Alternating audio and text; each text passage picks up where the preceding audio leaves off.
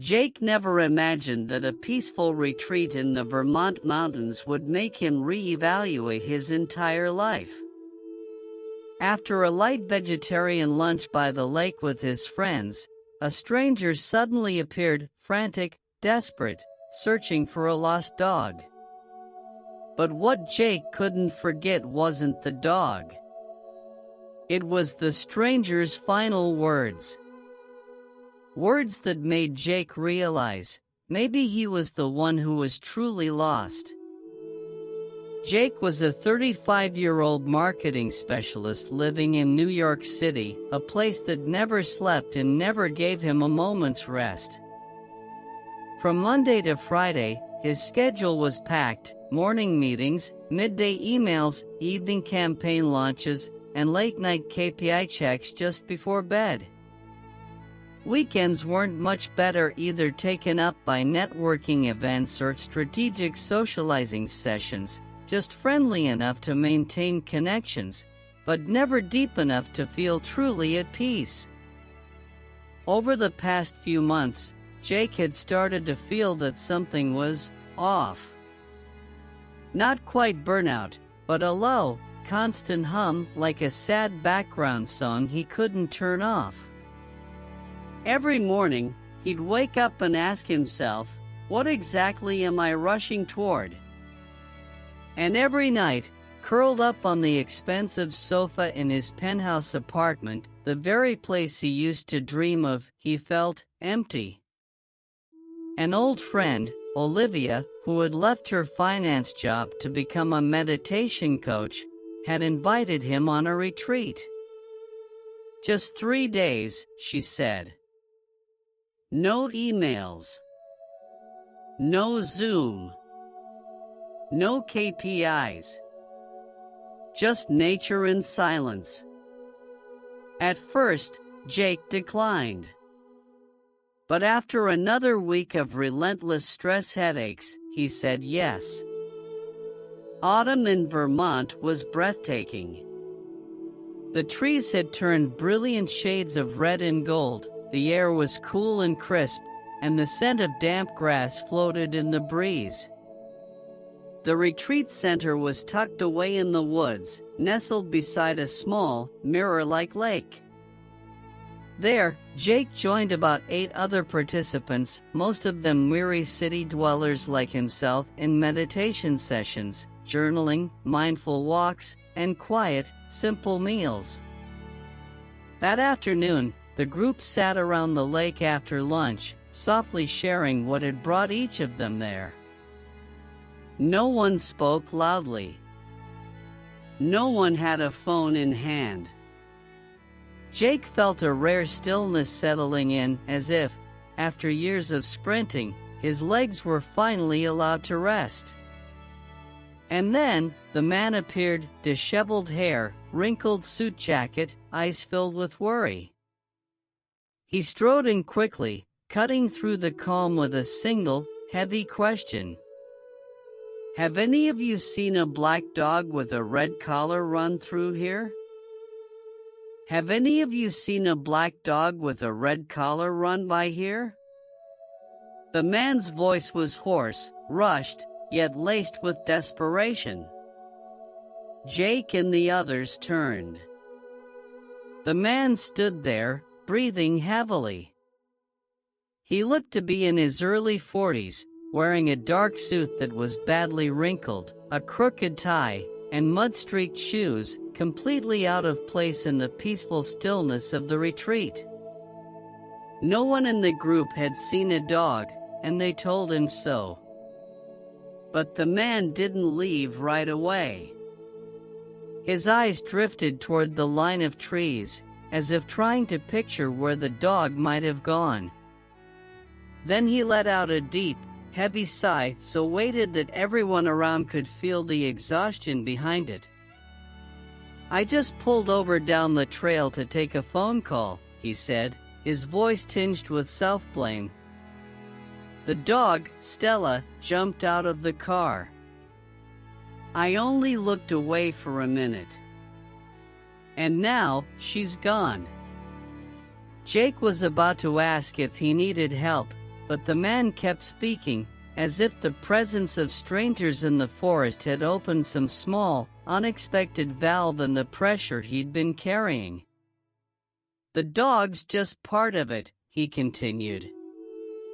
"This week, I lost our biggest account of the quarter.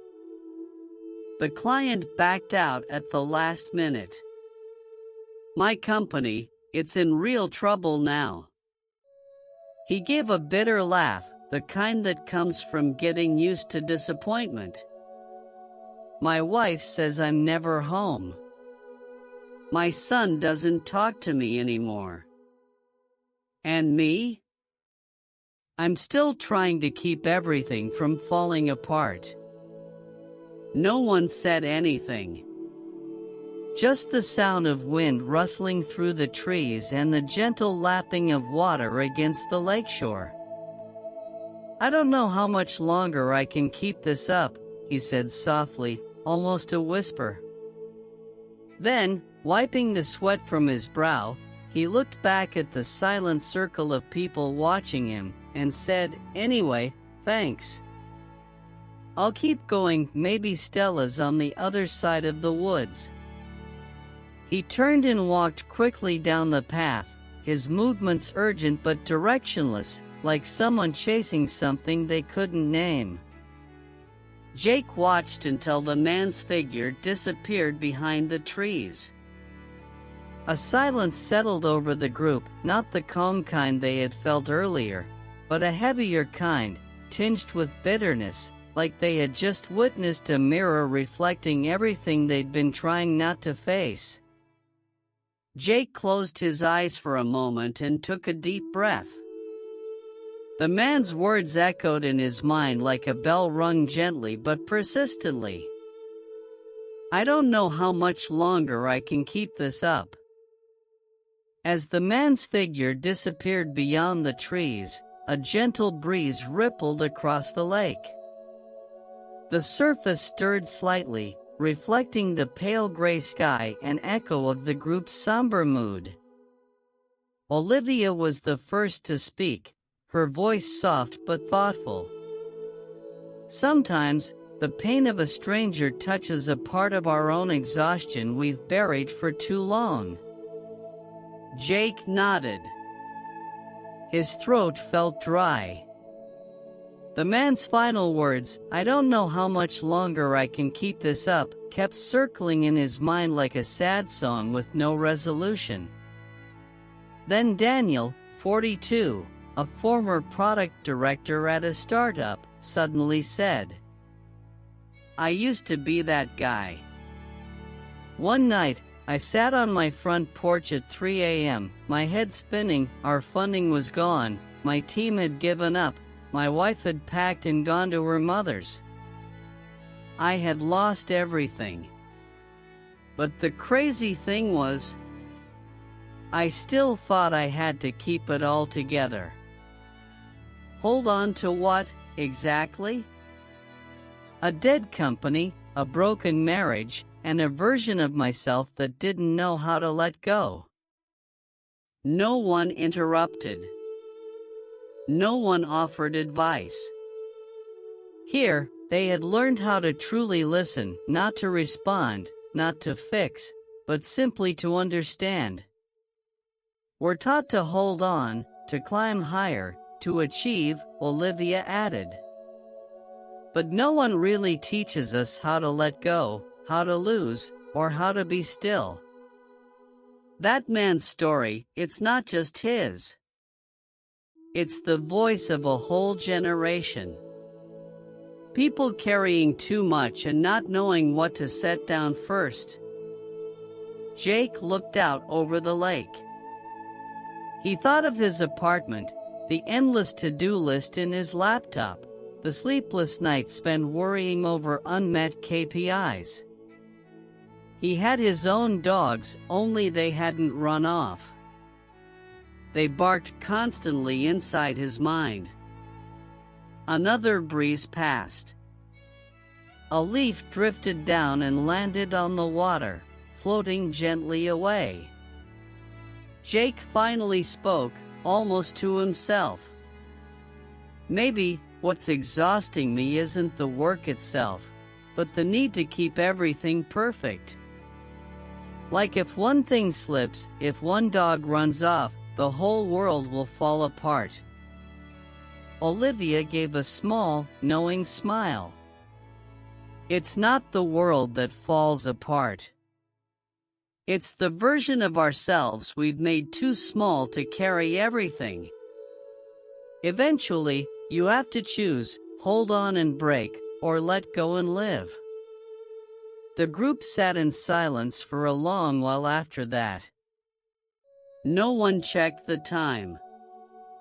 No one worried they weren't doing something.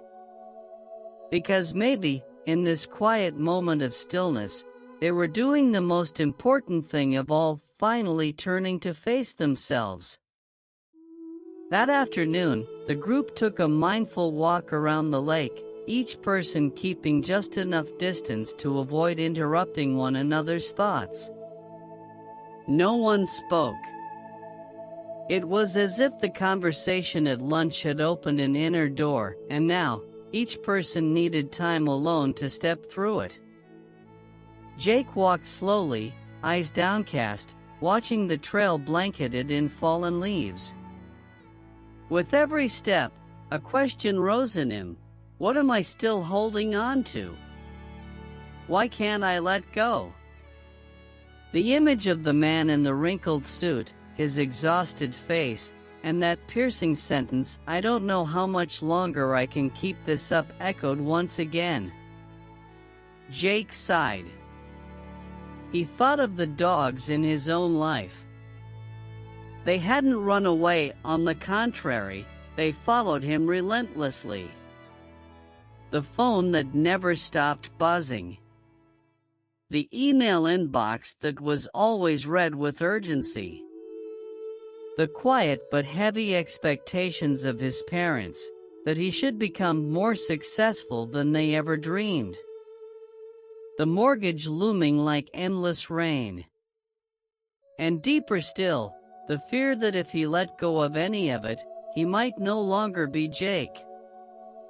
That evening, during the closing meditation circle, the guide, a middle-aged man with a warm, grounding voice, shared a reflection. Here, we're not trying to change anyone's life. We simply invite you to look at it, honestly. Sometimes, to be free, you don't need to add anything. You just need to carry less. Let go of even one thing, and already, you're lighter. Jake felt something stir inside him. He had never thought of happiness as an act of subtraction. Until now, happiness to him had always meant more money, more recognition, more assets, more opportunities. But the more he added, the more hollow he felt. And here, in the stillness of the woods, for the first time in years, he gave himself permission to think differently. Maybe letting go is also a form of success. That night, before sleeping, Jake wrote in his journal, "Today I learned that not everything I'm holding is truly mine. Some things I carry out of fear, pressure, or habit. But if I'm brave enough to set down even one burden, just one, I make room for something lighter." Maybe that's what freedom really is. There was no grand ceremony, no dramatic declaration. But that night, Jake made a quiet decision. Tomorrow, he would delete the email app from his phone. One dog had been set free. The next morning, Jake woke earlier than usual. No alarm. No blinking blue lights signaling another message. Only the distant call of birds, the earthy scent of dew-drenched grass, and sunlight quietly filtering through the wooden window frame. His phone lay face down on the bedside table. The screen was dark. Silent. No email app left to check. A strange feeling washed over him, part empty, part peaceful. Like he'd finally shrugged off a backpack he'd carried so long, he forgot it could be removed at all. That morning's meditation began with the guide inviting everyone to place a hand over their heart, close their eyes, and listen to their own heartbeat. We often define ourselves by what exists outside of us: our jobs, our possessions, our relationships, our online presence. But if all of that were gone, what would be left? And if what's left is peaceful, maybe you found what can never be taken from you. Jake sat still, struck by the words. He imagined himself without the title of marketing specialist, without the high-rise apartment, without the endless spreadsheets and performance metrics. He didn't know exactly what would be left. But he knew, for the first time, he wanted to find out. He looked around the circle. Faces, eyes closed. Breathing quietly. Grounded. They too had carried their own dogs on their backs, stress, guilt, fear, and here they were, learning to let go. Bit by bit. No one in the group was completely transformed after just 3 days. They were still themselves, with jobs to return to, bills to pay, responsibilities waiting. But now, within each of them, there was a small space. Not an emptiness, but a clearing. Room enough to breathe, to wonder, to finally listen to themselves. On the drive back to the city, Jake didn't rush to turn on his phone. Instead, he rolled down the window and let the wind play with his hair, the morning sun warming his face. He thought of the man searching for the dog. He wondered if Stella had ever been found. But another thought floated up, soft and unexpected. Maybe what that man truly needed wasn't to find his dog, but to understand why he was so tired of living his own life. Jake knew he still had a lot to learn. But he also knew he'd placed the first stone, not to build something new, but to gently remove a heavy one that had been sitting on his chest for years. He didn't need to become someone else. He just needed to come back to himself. And finally, he understood. Happiness isn't something you chase.